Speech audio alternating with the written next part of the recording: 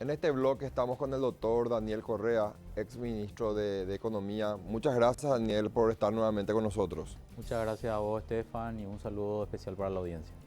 Daniel, te tuvimos en el programa hace poco más de 3 meses y habíamos hablado de varias cuestiones del impacto de la pandemia en la economía, de algunas medidas relacionadas con la política financiera, políticas de Estado, del equipo económico. Habías dado tu reflexión en ese momento. Tuvimos varias circunstancias que se dieron en este tiempo. El dólar se disparó en comparación con ese momento a hoy. ¿Cómo ves actualmente la situación del país o la incidencia de las medidas económicas que tomó el gobierno? Bueno, creo que en líneas generales las medidas estuvieron en línea, en línea con lo que se precisaba en ese momento, de que habría que empujarle al sector productivo para que no caiga y de alguna manera conservar el empleo. Sin embargo, la profundidad de la pandemia fue realmente importante, o es importante, y lo estamos viendo en los números, ¿verdad? El empleo viene cayendo. En el último dato de estadísticas y censos ha habido una caída importante en materia del empleo. Creció el desempleo, creció el subempleo, que era lógico de esperar, ¿verdad? Ahora, creo que también en donde sí se fue bastante criterioso, y creo que los resultados están siendo vistos, es que la producción se recuperó, ¿verdad? Cuando se esperaba de que ciertos sectores realmente tengan impactos aún más negativos, hay sectores, principalmente el sector de servicios en general, algunos sectores industriales también, empezaron a crecer nuevamente, ¿verdad? Empezaron a recuperarse, a volver a activar. Creo que todavía estamos lejos de lo que sería una reactivación económica. Y quiero hacer esa diferenciación, ¿verdad? Para que la gente entienda. Una cosa es que tu empresa vuelva a generar producción, que la gente vuelva a trabajar las horas que antes trabajaba y a empezar a generar el mismo ingreso de lo que generaba anteriormente. Pero esa producción se tiene que transformar en ventas. O sea, las empresas tienen que vender. Claro. Entonces, creo que todavía falta ese último eslabón de la reactivación, donde el consumo tiene que recuperarse. Y acá es donde hago siempre esta cadena de que para que haya reactivación, tiene que recuperarse el consumo. Pero para que se recupere el consumo, tiene que haber ingresos. Y para que se genere ingresos, tiene que haber empleo. Y creo que ese proceso se tiene que consolidar, porque todavía estamos, como te decía, con números, yo diría negativos, ¿verdad? Quizás menos de lo que se podía haber esperado o lo que estamos viendo en otros países, ¿verdad? De lo que es el empleo en sí, ¿verdad? Hay todavía paraguayos hay alrededor de 800.000 trabajadores paraguayos que todavía están o desempleados, o trabajando menos horas de las que pueden trabajar, o están generando menos trabajando 8 horas, ¿verdad? Entonces, obviamente todo ese grupo de trabajadores fueron impactados en sus consumos, y para que eso se reactive, no solamente se tiene que reactivar, como decía, sus empleos y sus ingresos, también debe haber un grado de certidumbre en los próximos meses de que ya no habrá ningún tipo de eventos que puedan impactar su economía. Y aquí todo lo que tiene que ver con una posible situación de segundo rebrote o eventualmente que haya un efecto de sequía, por ejemplo, en el sector productivo, puede tener impactos negativos. Por eso que es importante también señalar que el Estado debe seguir dando señales positivas, ¿verdad? Y cuando hablo de señales positivas, hablo de que tenemos que tener un buen presupuesto, un presupuesto que motive, justamente incentive y genere actividad económica, genere empleo, genere actividad, de generación de ingresos y por ende eso reactiva el consumo, ¿verdad? Hablaste de señales positivas y ahí quiero tocar un tema tangencial a mi criterio, el nuevo presupuesto general de gastos que hoy en día tenemos, Daniel, que en su momento no lo habíamos analizado en nuestra última entrevista.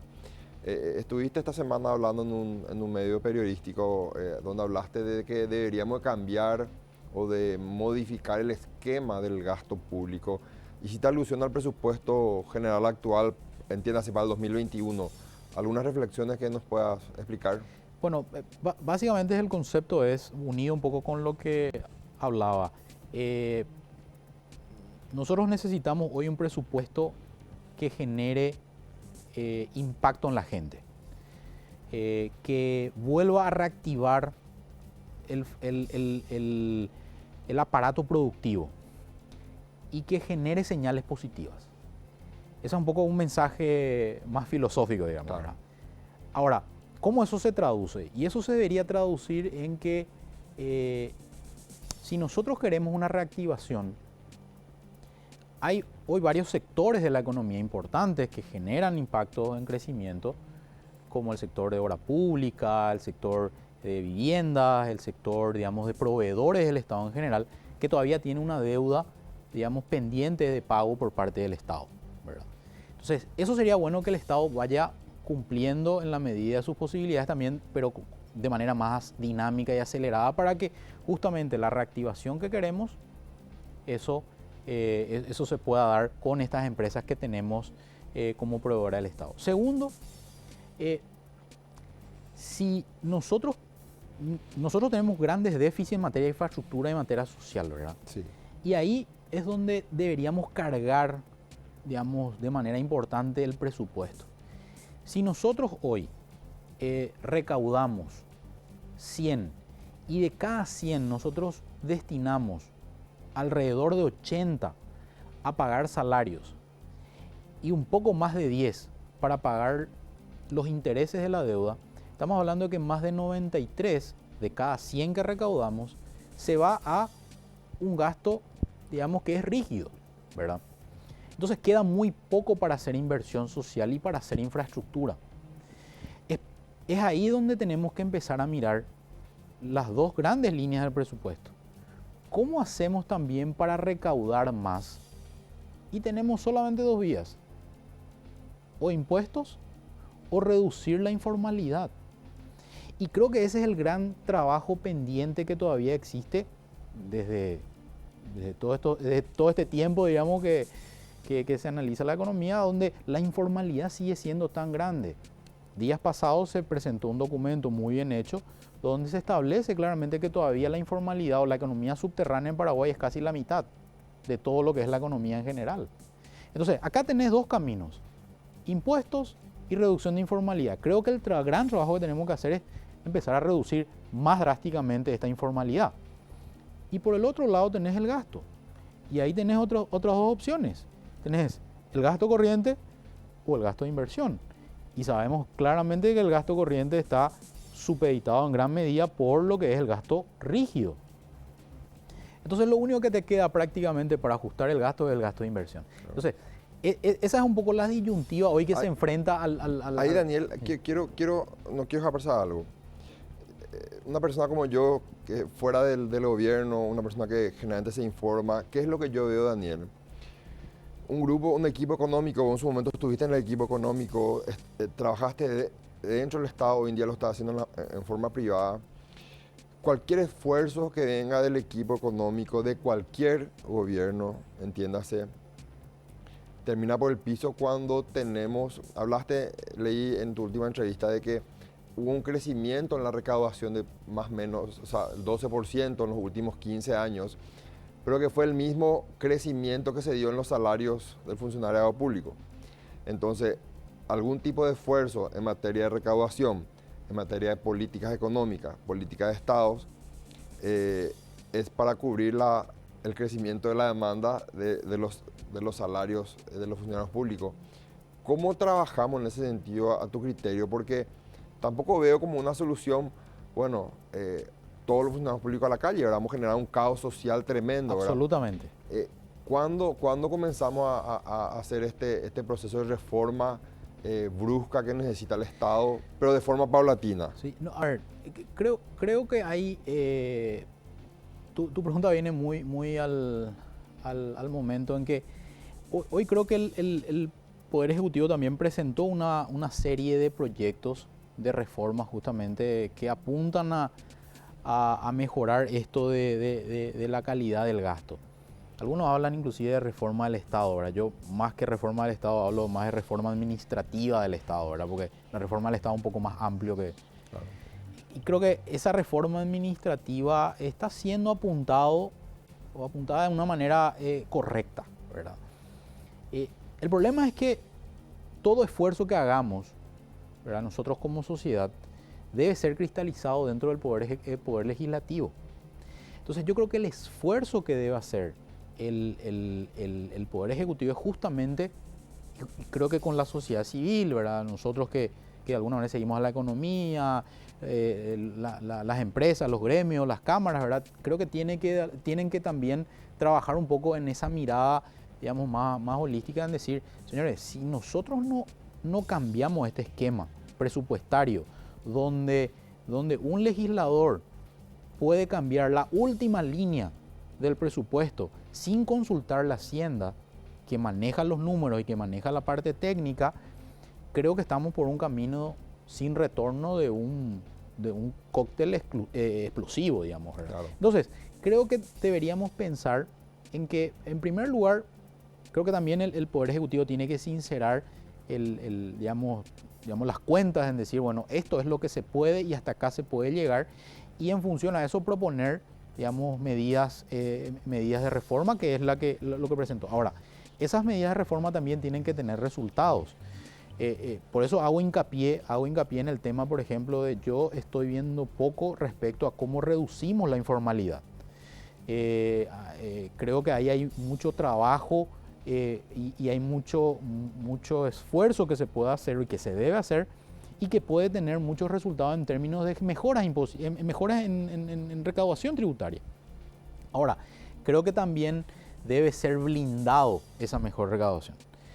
Blindada de una manera que esa mayor recaudación vaya efectivamente a esto que decía anteriormente, a una inversión social, pero mucho más efectiva.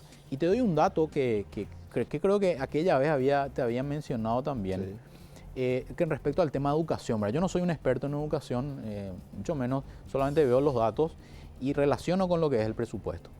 De acuerdo a los datos de las pruebas que se llaman el SNEPE, ¿verdad? Que es un diagnóstico que hace sobre la calidad educativa, ¿verdad? Y el aprendizaje de los chicos, demuestra claramente que hemos retrocedido en los niveles de aprendizaje y de conocimiento de los alumnos, ¿verdad? Desde el 2015 al 2018, ¿verdad? En las pruebas que se hicieron en esos años se ve claramente una disminución de los rendimientos escolares. ¿Qué nos dice eso? Obviamente hay muchas otras cosas, el tema de la inversión en infraestructura, capacitación docente, hay tecnología, etc. Pero sin embargo, cuando uno mira el presupuesto de educación, el presupuesto viene creciendo. Cuando le comentaba a un colega, el colega me decía, no, lo que pasa es que tiene que invertir más. Entonces, la pregunta es, si los resultados vienen cayendo, pero la inversión en teoría viene creciendo, ¿no será que estamos teniendo algún problema en la calidad de esa inversión que estamos haciendo? La calidad de la ejecución del gasto público. Estamos apostando a los proyectos más efectivos, a los proyectos que tienen mayor rendimiento, y eso lo abro no solamente para el tema educativo, sino para todos los otros aspectos de lo que es el gasto público. Entonces, creo que también ahí se puede hacer un esfuerzo importante y que cada guaraní que está destinado en el presupuesto realmente tenga un rendimiento y se vea en la gente, ¿verdad? Porque finalmente ese es dinero de la gente que tiene que tener un rendimiento sobre la gente, ¿verdad? Entonces, creo que ahí se puede hacer un esfuerzo y creo que la sociedad civil también tiene que hacer un esfuerzo también en que esas propuestas, aquellas que son de reforma, también sean avanzadas de manera más dinámica, ¿verdad? A mi criterio es clave la ejecución del gasto público de forma eficiente. Generalmente dicen muchas personas que están en el gobierno, en otros países el gasto público más elevado. Pero, ¿cuál es la calidad del gasto público? siempre doy el ejemplo de algunas reuniones que tuve con funcionarios de alto rango del Estado paraguayo, con funcionarios de alto rango de otro país. Y el director de un área estaba rodeado de 6 o 7 u 8 asesores, porque probablemente esa persona no tenía la capacidad suficiente para poder contrarrestar una negociación con la otra parte. Entonces necesitaba de más asesores, Daniel. De tener una persona mejor afilada, con mejor capacidad en ese lugar de decisión del gobierno, es probable que no sea necesario la contratación de tantos asesores. Y ahí está la calidad del gasto público. Y del otro lado le tenía un director de un ministerio con un asesor, ¿verdad? Entonces, creo que es un tema que deberíamos trabajarlo, Daniel. Sí, yo siempre pongo el ejemplo de la cantidad de inversión después del proceso de descentralización que tuvimos con los royalties y recursos provenientes de las binacionales. Y pongo el siguiente ejemplo. A veces lo poco, entre comillas, que reciben los municipios, o lo mucho, dependiendo de cuál sea la calidad de esa inversión, se va más que para hacer un proyecto productivo que beneficie a toda la comunidad, o una ruta, o un acceso de todo tiempo para que la producción pueda salir correctamente a los mercados. Y se termina haciendo la muralla del cementerio o se pinta el cordón de la plaza, ¿verdad? No tengo absolutamente nada contra esos dos, con esas dos infraestructuras, pero en realidad eso tiene muy poco impacto en la gente, ¿verdad? Claro. Entonces, creo que ese tipo de revisión es lo que tenemos que hacer. No tenemos suficientes recursos. Entonces, si no tenemos suficientes recursos, tenemos que priorizar. Y esa priorización es la que de alguna manera tiene que estar también empujada desde el Poder Ejecutivo mismo, ¿verdad? Aquellos proyectos que realmente va a impactar en la gente. Por eso insisto yo que creo que podemos hacer bastante en términos de generar mayor recaudación, reduciendo la informalidad. Y acá siempre pongo el ejemplo, ¿verdad? Creo que se tiene que apostar, por ejemplo, a la tecnología, ¿verdad? Que todos los salarios de las empresas, que se lo obliga a las empresas. Quizá podemos encontrar otra palabra, ¿verdad? Pero que las empresas empiecen a pagar vía bancaria, por ejemplo. O a través de un medio electrónico de pago, ¿verdad? Hoy los celulares y demás. O sea, digamos, las reglamentaciones hoy ya permiten ese tipo de cosas. Entonces, esa situación va a permitir de alguna manera que también se transparenten un montón de situaciones que hoy tenemos en el mercado, que por ejemplo, muchas empresas que todavía subregistran, digamos, sus aportes a IPS, ¿verdad? O sea, ese tipo de cosas que va a empezar a mejorar también la transparencia en cuanto a los procesos y obviamente también en el mercado de transacciones, ¿verdad? Eso va a generar una mayor recaudación, pero esa recaudación también tiene que estar destinado, como te decía, digamos, a sectores y a proyectos que tengan impacto. Por eso yo hablo del tema también que las señales que puede emitir el sector público, en este caso el Poder Ejecutivo, tiene que estar relacionado justamente con eso, ¿verdad? A ver, cosas como, por ejemplo, en los próximos 2 o 3 años no puede haber aumentos salariales, ¿verdad? Porque hoy la capacidad de recaudación está muy limitada por lo que pasó con la economía en general. Entonces, es muy difícil pensar de tener unos aumentos salariales donde prácticamente el 85% de los trabajadores paraguayos tuvieron que reducir sus ingresos durante todo este tiempo. Claro. Entonces, ese tipo de situaciones creo que también deben tener señales directas desde el Poder Ejecutivo. Y como te decía, si nosotros apostamos a reducir el gasto de inversión en los próximos años, lo que vamos a estar haciendo seguramente es hipotecando el crecimiento de los próximos años. Y lo que nosotros hoy necesitamos es justamente crecer para que le beneficie a la gente, pero también de alguna manera para reducir la competitividad con otros países, ¿verdad? O sea, pues, hay otros países que el promedio de inversión en la región de la inversión pública es del 3%. Nosotros ahora recién estamos llegando al 3%. Pero para que nosotros alcancemos el promedio de la infraestructura que tiene la región necesitamos invertir 5%. O sea, el esfuerzo que tenemos que hacer es muy, muy grande. Entonces, si tenés limitaciones presupuestarias, tenés que buscar otras herramientas. De lo contrario, vas a estar atrasado en términos de infraestructura también, ¿verdad? Claro. Muchas gracias, Daniel, nuevamente. Como sabrás, el tiempo en televisión es corto y para nosotros siempre un placer tenerte. Aprendemos mucho de tu experiencia y tu conocimiento y vamos a seguir invitándote en próximos capítulos de Crédito y Consumo. Muchas gracias, Daniel. Muchas gracias al programa y bueno, un saludo para la audiencia. Esta fue la entrevista con el doctor Daniel Correa. Seguimos con el programa.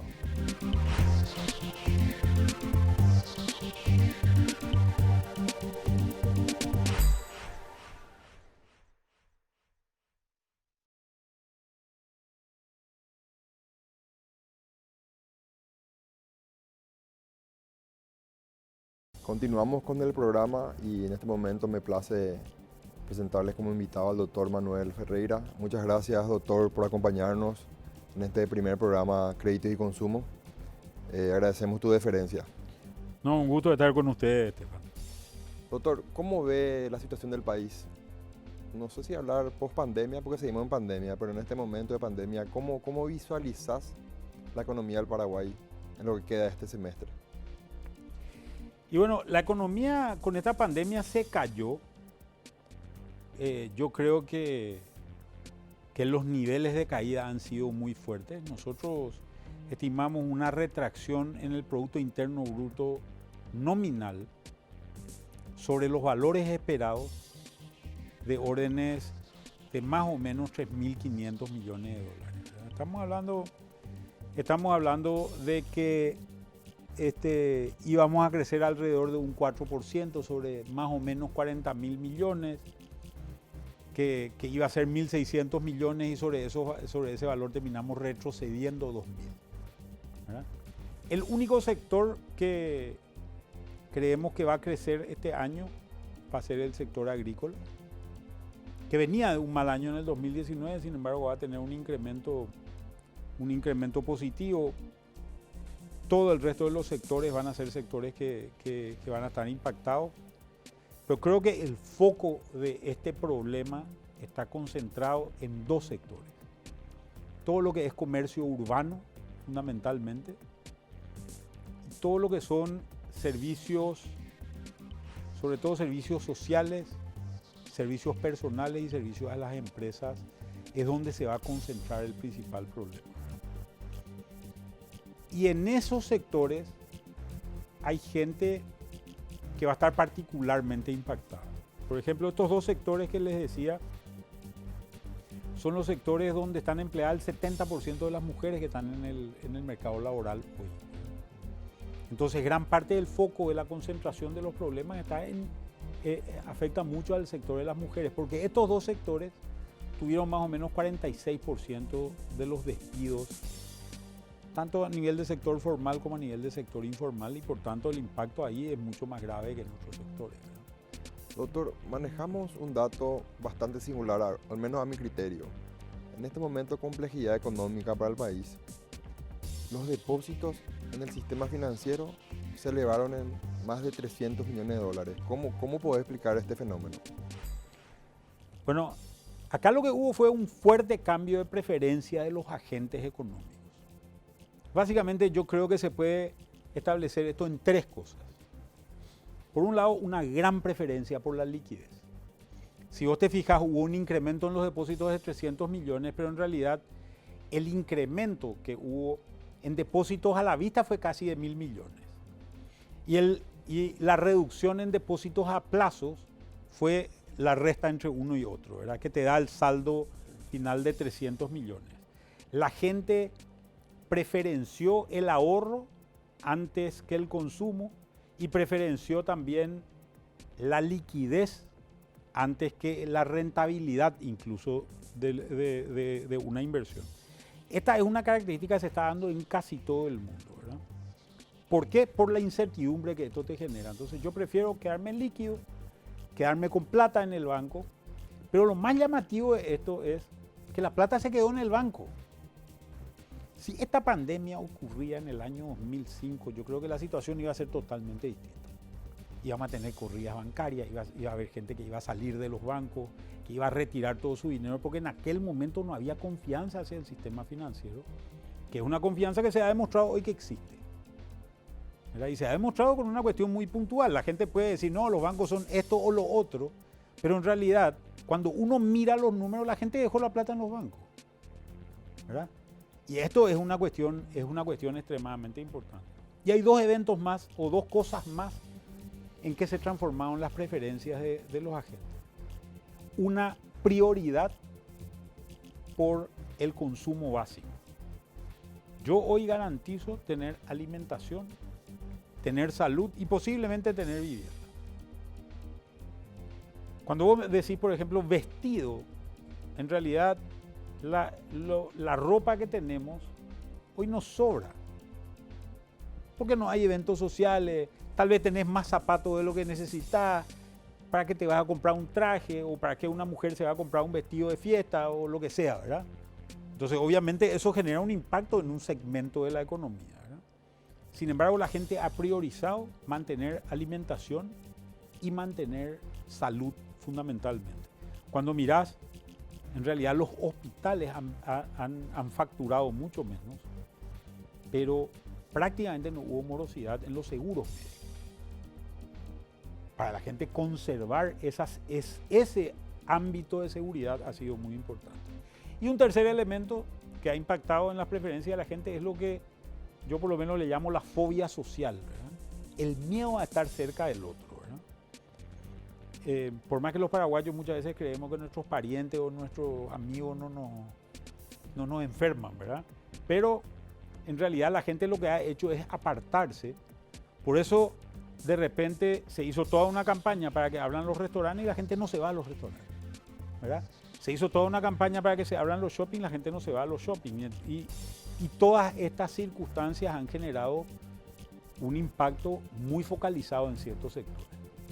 ¿Qué explicación podría sustentar el hecho de que los bancos en este momento de pandemia hayan disminuido su colocación de créditos y a su vez elevado las tasas de interés?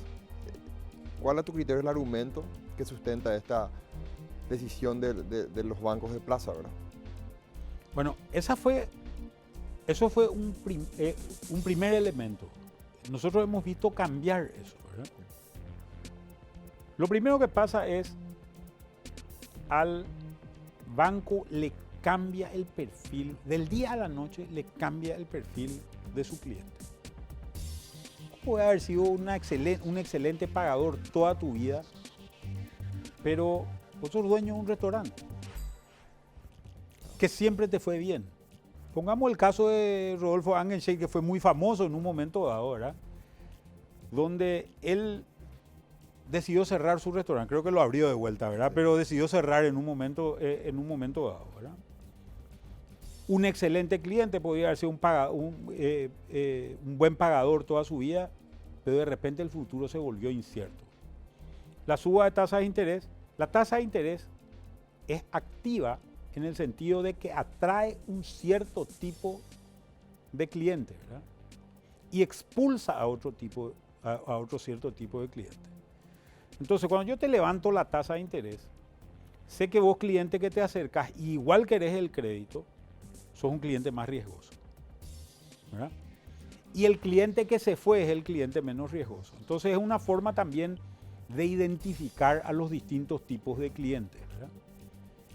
Y acá el problema que yo creo que el sistema bancario también se empezó a dar cuenta es que como todos los bancos así hicieron esto, o gran parte de los bancos hicieron esto en un momento dado, lo que pasó es todo el nivel de riesgo de todo el sistema creció. Todas las empresas se volvieron todas más riesgosas porque o estaban mal por la pandemia o no tenían crédito, con lo cual se complicaba la situación. Y entonces nosotros lo que hemos visto es una caída importante de más o menos 400 millones de dólares en la concesión de créditos, un incremento en la liquidez en el sistema financiero, pero ahora estamos con una cartera que es más o menos 150 millones de dólares más alta que la que había en diciembre del 2019, ¿verdad? O sea, se recompuso de vuelta el sistema en los últimos 2 meses básicamente, ¿verdad? Y esto también fruto de una situación muy peculiar, ¿verdad? Los bancos están inundados de liquidez a través de las diferentes políticas que ha tomado el Banco Central para darle liquidez y sobre todo a partir de la baja de la tasa de referencia, con lo cual el banco ha perdido muchísimo margen financiero. Y al perder ese margen financiero, está buscando colocar para poder generar una renta que no está pudiendo colocarla en el Banco Central y generar algún tipo de rendimiento que le salve. Porque no es lo mismo colocar a una tasa de política monetaria de 4% que colocar a una tasa de política monetaria de 0,75, que es la que tenemos hoy. Sí, doctor, mencionaste al Banco Central. A tu criterio, las medidas económicas tomadas a la fecha fueron acertadas. ¿Las del Banco Central? Las del Banco Central. Bueno, acá hay un tema. Este no es un momento donde la política monetaria o la política financiera es muy importante. Este es un momento donde la política fiscal cumple un rol mucho más importante que la política monetaria y financiera. Dicho esto, gran parte de las políticas del Banco Central fueron políticas de liquidez. Fueron políticas orientadas a resguardar al sistema financiero de cualquier problema que pueda existir, de una corrida que pueda existir o cosas así, ¿verdad? Tal es así, por ejemplo, que se tomó una política de concesión de descuento con ripo de carteras hipotecarias, que se usó cero. Se abrió una línea, creo que la línea, si mal no recuerdo, era de 250 millones.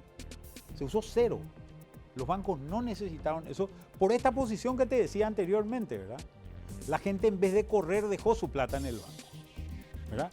En vez de salir y guardar la plata debajo del colchón, dejó la plata en el banco porque de alguna manera confió en ese banco que le permitió, digamos, tener algún tipo de seguridad sobre cómo iba a guardar sus recursos, ¿verdad? Creo que estas políticas han funcionado bien, estas políticas de liquidez han funcionado bien, y me parece que en general se le dieron las herramientas. La reestructuración y refinanciación de créditos que se hizo fue enorme, ¿verdad? Bajo el sistema COVID se hicieron casi 2.000 millones de dólares de refinanciaciones de crédito. Al principio con cierta timidez por parte de los bancos, pero después ya con mucha celeridad, creo yo, y en gran volumen. En el bloque anterior estuvimos con una entrevista al presidente de la AFD, el licenciado José Maciel, quien nos comentó de los programas de financiamiento que estaba manejando la AFD. Y hay un dato que me sorprende. Tenemos una muy baja tasa de ejecución de los créditos vía FOGAPI en los bancos de plaza. ¿A qué crees que se debe eso? ¿Se debe eso a la excesiva liquidez? ¿O existe otro elemento que está atentando contra esa herramienta que no es utilizada, ¿verdad? O al menos la ejecución es muy baja. Mira, más o menos esta es la situación. De 100 clientes que hay en el sistema, los bancos le están ofreciendo FOGAPI a más o menos al 60%. Y de ese 60%, otra vez hay solamente un 60% que califica. O sea, el FOGAPI no es una cobertura al 100%. Al no ser con una cobertura al 100%, si yo te presto a vos 100 millones de guaraníes, 80 millones me paga el FOGAPI, pero 20 millones es riesgo mío como banco. Yo sé que vos no me vas a pagar, no te voy a ni ofrecer el crédito, ¿verdad? Y si estás en alguno de estos sectores afectados, posiblemente ese sea el caso, ¿verdad? Entonces esta es la primera parte. La segunda parte es que la gente no calificó para el crédito. Creo yo que hay un tercer elemento, que es el hecho de que la tasa es baja para los bancos. A ver, ¿cómo funciona el FOGAPI? El FOGAPI dicen, yo te doy un crédito, el crédito que sea vía FOGAPI tiene que tener una tasa de un solo dígito. O sea, puede llegar hasta 9,9 como mucho. Eso eliminó a gran parte de las cooperativas de esto. ¿Por qué? Porque el costo administrativo de manejo de las cooperativas, que son mucho más masivas que los bancos seguramente, es más alto que ese 9,9 que podían obtener como tope, ¿no? La única cooperativa, si te fijas en la lista de FOGAPI, es Comecipar, que tiene un sistema de captación distinto. Después tenés el hecho de que a los bancos el riesgo, el monto de riesgo para los bancos es todavía alto, ¿verdad? Entonces, hay una selectividad de los clientes que se sigue profundizando, ¿verdad? A mí me parece que con ciertos cambios de reglamentación se puede conseguir un incremento más importante en los niveles de colocación de FOGAPI. La AFD, doctor, hace unos meses resolvió seleccionar a numerosas empresas de crédito, o comúnmente conocidas casas de crédito, como empresas que intermedien en la ejecución de sus programas, específicamente Fisalco. ¿Qué opinión te merece esta selección y el hecho de que existe un acercamiento entre la AFD y las empresas de crédito? Y bueno, yo creo que yo por lo menos he visto que hay cosas que a nivel de casas de crédito están funcionando muy bien. Las casas de crédito están invirtiendo mucho en fintech, por ejemplo, que básicamente es un abaratamiento de costos relativo al volumen de clientes que maneja. Creo que las casas de crédito son también una primera etapa de incorporación al sistema financiero o a un sistema de formalidad financiera por parte de los clientes hacia el sistema financiero, y creo que esa es una cuestión positiva. Creo que es un experimento que está resultando bien, ¿verdad? Y creo que es un experimento que hay que intentar aprovecharlo como esto que te decía, ¿verdad? Como un sistema de incorporación de gente al sistema financiero, al sistema financiero formal. El sistema financiero formal ha expulsado a mucha gente en los últimos años. La ley de tarjetas es una historia de esas. Por otro lado, la restricción de los bancos a compras de cartera que existió en un momento dado, también esta resolución que salió, ha hecho que se vaya generando un sistema no de asimilación al sistema financiero, sino de expulsión del sistema financiero. Y creo que esta es una extensión, un reconocimiento de que existe un sector tal vez de mayor nivel de riesgo, que ha tratado de evolucionar formalizándose, invirtiendo más en tecnología, y creo que este es un elemento positivo que se ha desarrollado en esta oportunidad. Y me parece un buen camino a haber sido explorado por parte de la AFD. Doctor, muchas gracias por tu tiempo. Agradecemos que estés como uno de nuestros principales invitados en este primer programa, el primero de muchos que esperamos tener, y vamos a seguir molestándote probablemente para otros programas. Desde ya, muchas gracias por tu deferencia. No, por favor, a las órdenes y un saludo a la audiencia.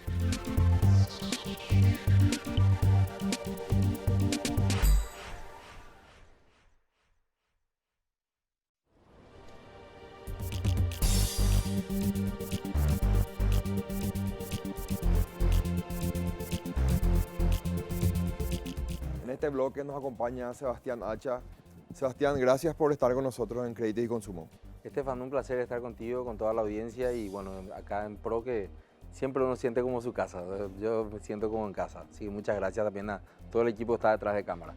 Sebastián, quiero hablar contigo en primer lugar sobre la expansión del gasto público. Dividí varios criterios que escucho de los profesionales en la materia y del público en general. Algunos consideran que la expansión, el crecimiento del gasto público en nuestro país está dentro de los límites normales. Otros consideran que la calidad del gasto es muy mala. Y otros consideran que estamos totalmente desfasados y que estamos entrando en un momento peligroso de endeudamiento. ¿Qué opinas al respecto? Yo estaría entre el segundo y el tercer grupo. Lo que pasa es que hay gente que te saca un ratio de cantidad de habitantes por gasto público, entonces supuestamente estamos bien, estamos mejor que Uruguay, te dice. Pero lo que pasa es que nosotros no nos ponemos a pensar que ese gasto público que nosotros hacemos, por ejemplo, fabrica caña destilada de manera absolutamente eficiente, fabrica cemento de manera absolutamente eficiente, produce o da servicios de telecomunicaciones de una manera absolutamente eficiente. O sea, nosotros no podemos agarrar y decir, sí, sabes que nosotros comparado con Uruguay, en realidad no tenemos un gasto público alto, porque lo que tenemos que ver es cuál es la eficiencia y lo que vos decías, la calidad de ese gasto. Si a eso sumamos que la respuesta que da el gobierno hoy en día al sector privado es, a ver, sector privado formal, ajustense ustedes sus cinturones, hagan todo el esfuerzo que puedan, traten de no despedir a nadie, traten de cubrir por lo menos el 40% del salario de sus empleados, pero yo voy a sacar un crédito para pagarle el sueldo 100% a los funcionarios públicos. Entonces, lógicamente uno dice, no, y aparte de eso tenemos ahora la guadaña sobre la nuca, obviamente, con el tema de que hay un acuerdo con los docentes que hay que actualizarle a todos, porque el ministerio dijo, no tenemos forma nosotros de medir la calidad de los docentes. Entonces vamos a empomarnos 120 millones de dólares para subirle el sueldo a todos los docentes. Docentes que obviamente hicieron un gran esfuerzo seguramente, al igual que lo hicimos los padres, a mí me toca por Claro. 6, Sí. para tener internet, para entregar las tareas al día, para tratar de descifrar lo que muchas veces el docente, no porque no quiere, sino porque esto nos tomó de sorpresa a todos, trataba de decir. Y entonces yo digo, y bueno, y para la parte que nos corresponde a los padres, ¿dónde se cobra? Pues me quiero cobrar también yo. Entonces, ese tipo digamos, hasta extorsiones que se tienen por parte de algunos sectores públicos del servicio público, son las cuestiones que ya no se pueden seguir tolerando. Entonces no podemos nosotros seguir diciendo, sí, vamos a volver a endeudarnos porque en realidad vamos a meter 190 millones de dólares y 25 millones de dólares acá. $1 millón, por ejemplo, de lo que he leído del mensaje del Poder Ejecutivo para el proyecto de conectividad del Ministerio de la Juventud. Entonces yo le digo, espera un poco, ya tenemos proyecto de conectividad de MITIC, obviamente. Sí. Tenemos proyecto de conectividad del MEC. Y ahora vamos a tener un proyecto de conectividad del Ministerio de la Juventud. Eso es el famoso proyecto YOA. O sea, tenemos, en 3 lugares estamos gastando exactamente lo mismo. Si es que ejecutamos todo, ¿verdad? Y si es que ejecutamos, que es el gran problema, porque si vamos a los casos, como te decía, de escuelas conectadas, que es el gran proyecto que todos deseamos hoy, que se hubiese dado antes de la pandemia, tiene ya 18 meses, no más de 18 meses de aprobación, 20 meses de aprobación, o sea, ya fueron 24, sí, van a ser ahora 24 meses de aprobación y todavía no tenemos ejecución. Entonces, si no podemos ejecutar eso, o si le damos 500 millones de dólares al Ministerio de Salud, el Ministerio de Salud no puede ejecutar el 10%. Entonces, quiere decir que estamos en un problema de gestión que es fruto de lo que hoy justamente escribí un artículo, en mis artículos, el lunes escribí un artículo en ABC Color, todos los lunes de un espacio, donde yo llamo la sociedad al desorden, porque no sabemos a dónde vamos. Y cuando no sabes a dónde vas, cualquier caldito que te llegue es alimento, ¿verdad? Entonces, finalmente, vos no sabes si vos querés una educación de tipo de 100% digital o una conexión online que te permita nada más que transferir las tareas que vas a hacer en la casa a mano y vas a sacar una foto y porque son cosas muy diferentes. No sabemos, por ejemplo, si es que vamos a aplicar o no ya de una vez y para siempre el tema de la firma digital, de manera que no tengamos que ir físicamente hasta los lugares para hacer nuestros trámites, pero tenemos una ley, pero sin embargo gastamos 86 mil millones de guaraníes, 86 mil millones de guaraníes anuales en fotocopias y papeles y cartón.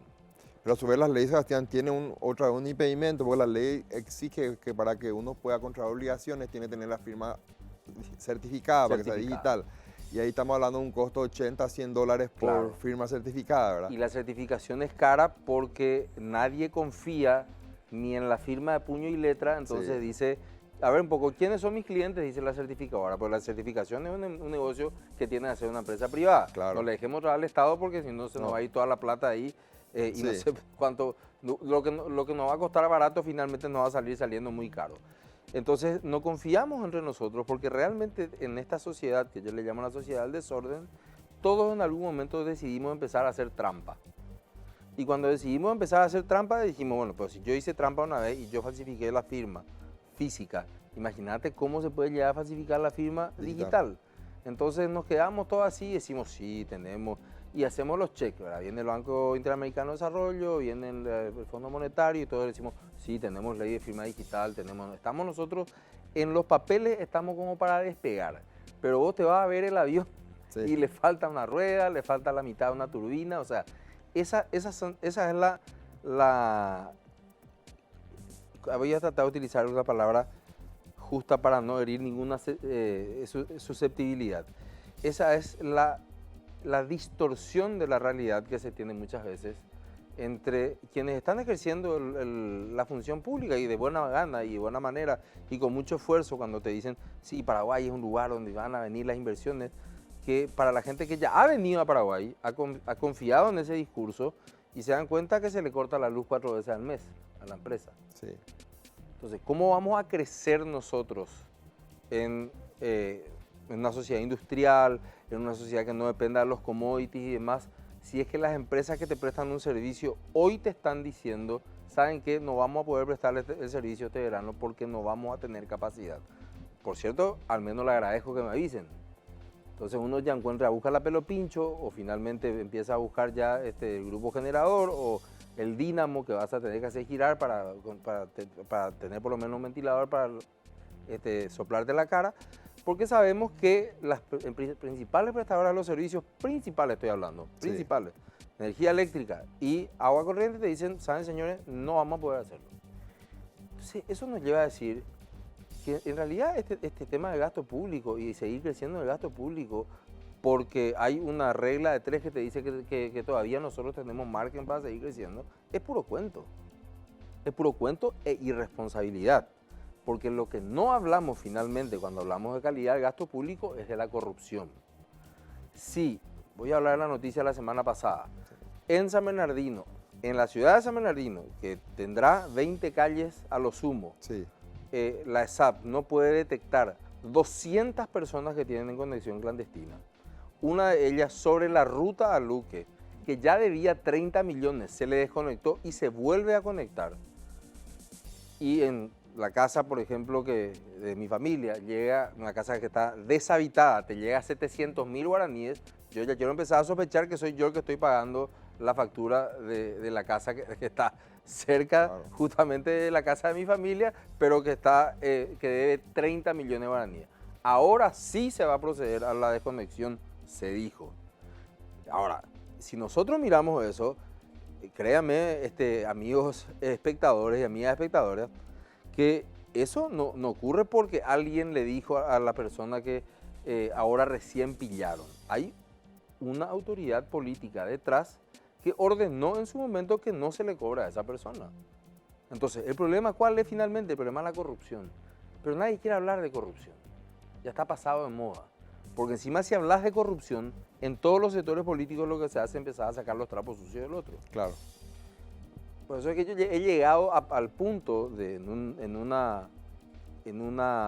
un seminario sobre corrupción el año pasado, le llegué a decir a la gente, pero con sinceridad, hagamos un acuerdo con la gente que está metida en estos negociados.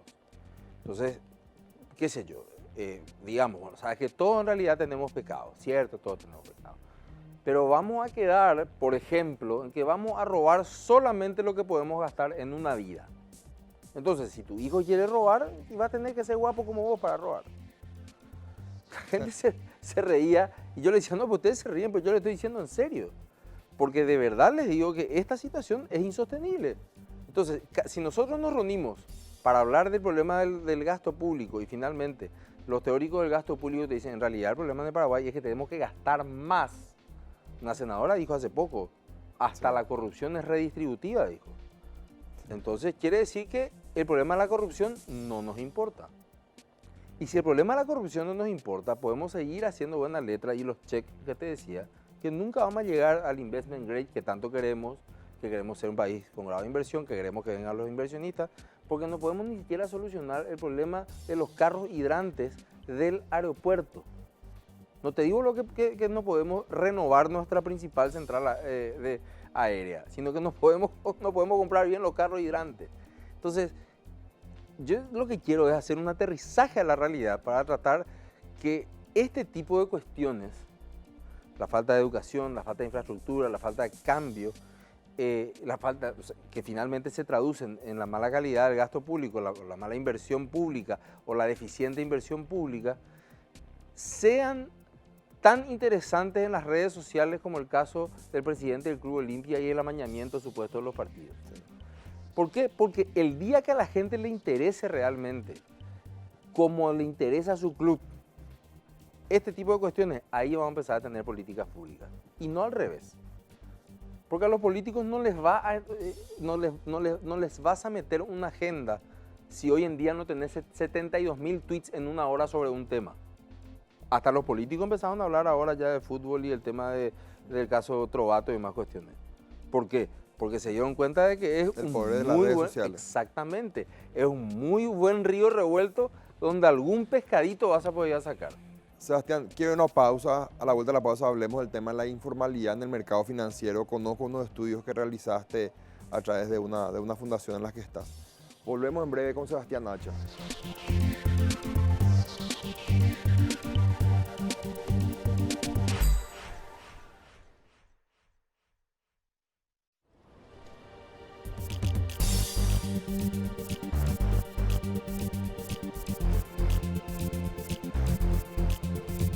Seguimos con Sebastián Nacha.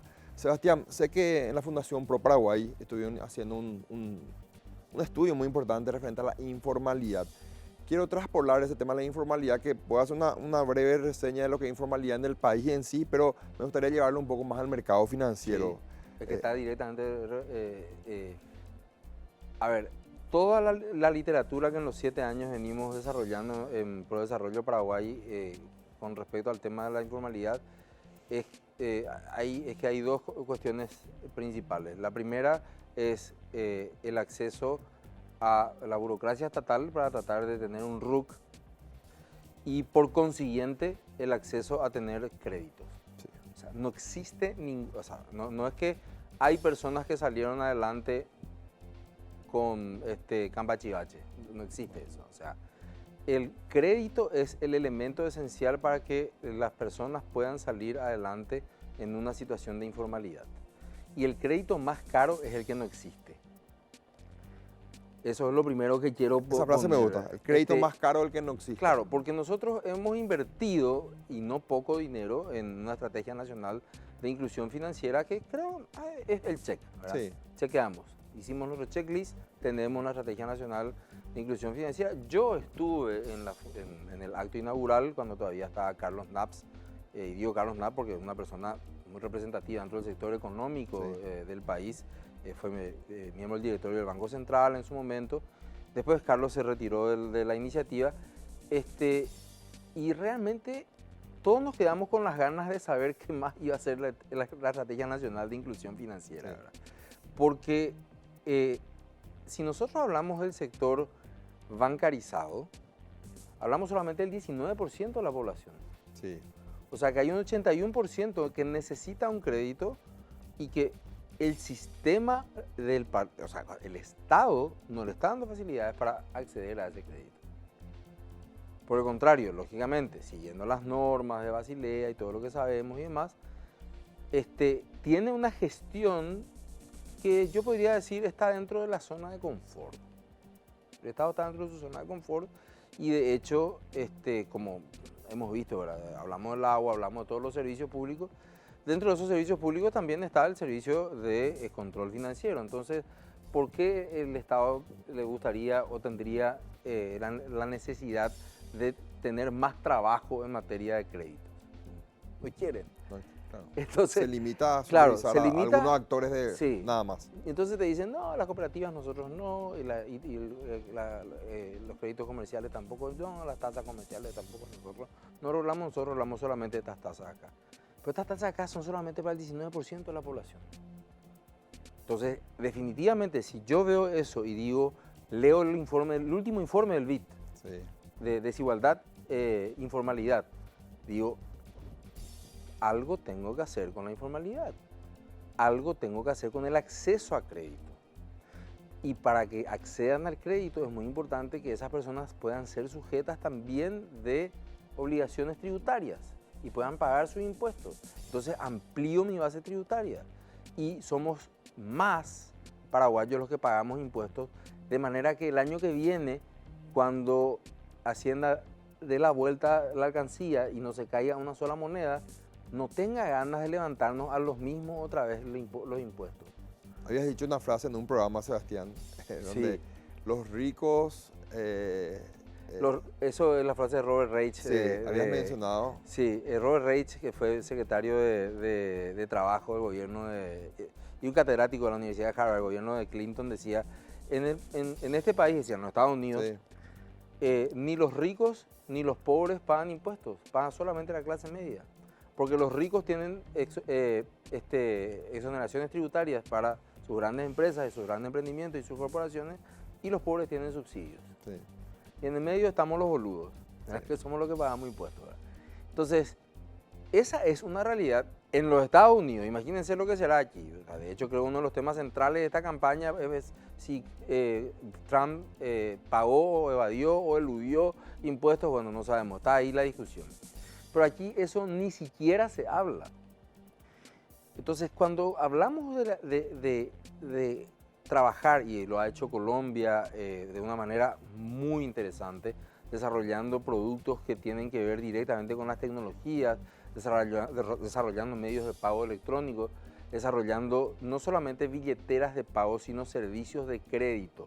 Porque una cosa es, yo te paso plata para gastar, que está muy bien, es un avance muy importante, sí, pero yo necesito quiero que vos me prestes plata para que yo pueda gastar, por la misma vía, el teléfono.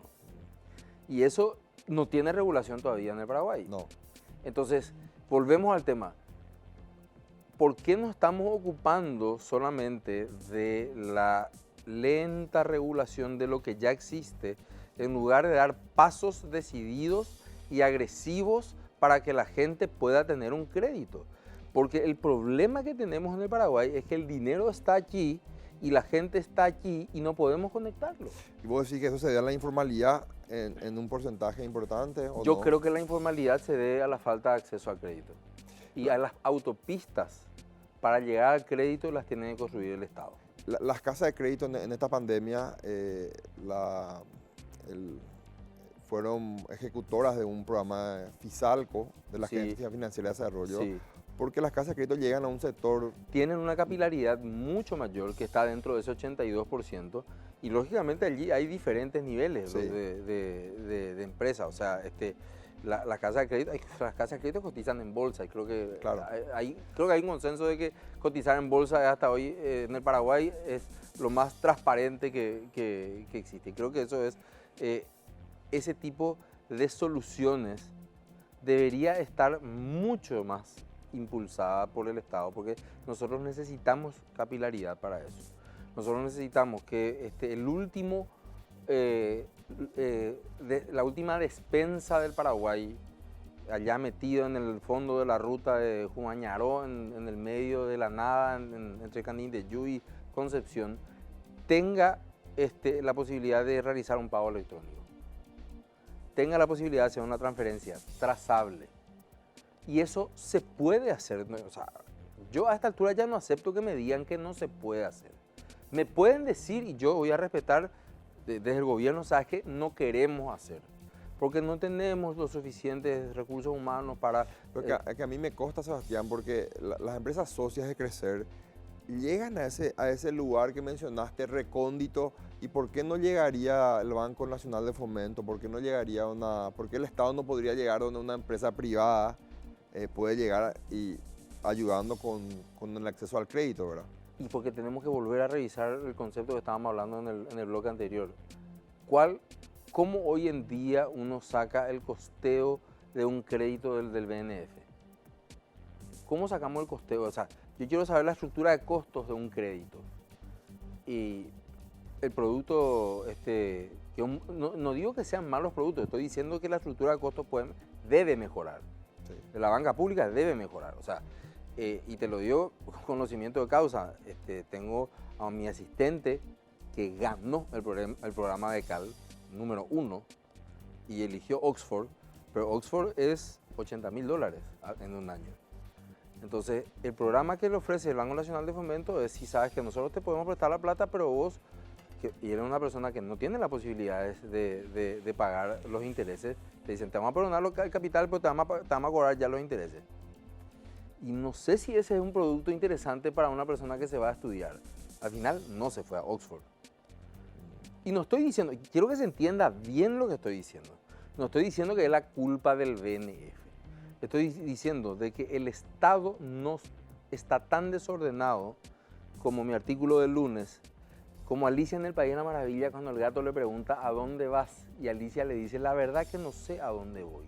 Cuéntame cuál es el camino. Y el gato le dice a Alicia en El País de la Maravilla, le dice, la verdad que si vos no sabes cuál es el camino, cualquiera nomás lo te va a quedar bien. Entonces, la definición de las grandes políticas, yo creo que hoy tenemos que invertirlas. Antes decíamos, tenemos que tratar que los políticos se encarguen de la política nacional de crédito o de inclusión financiera.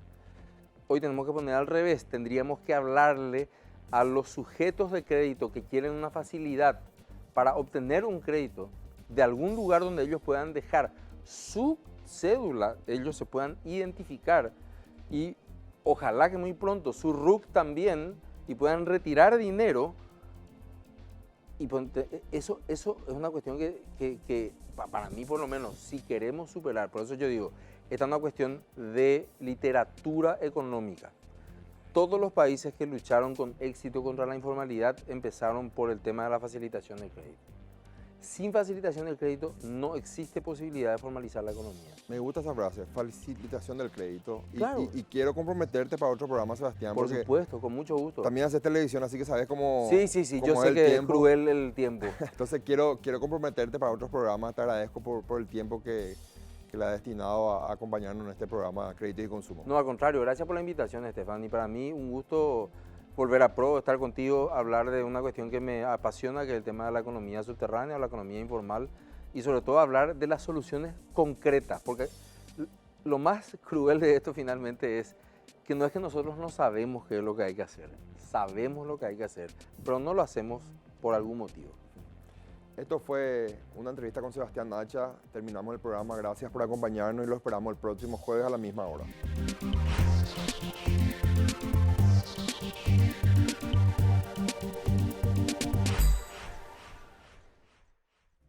Crecer presentó Créditos y Consumo. Auspician Bixa. Crediágil. Credisolución a tu alcance. Carsa. Ibiza. Serfín, creciendo juntos. Universo de Créditos y Consumo. SDM Créditos. Electrobam. Apoya Dr. Valé.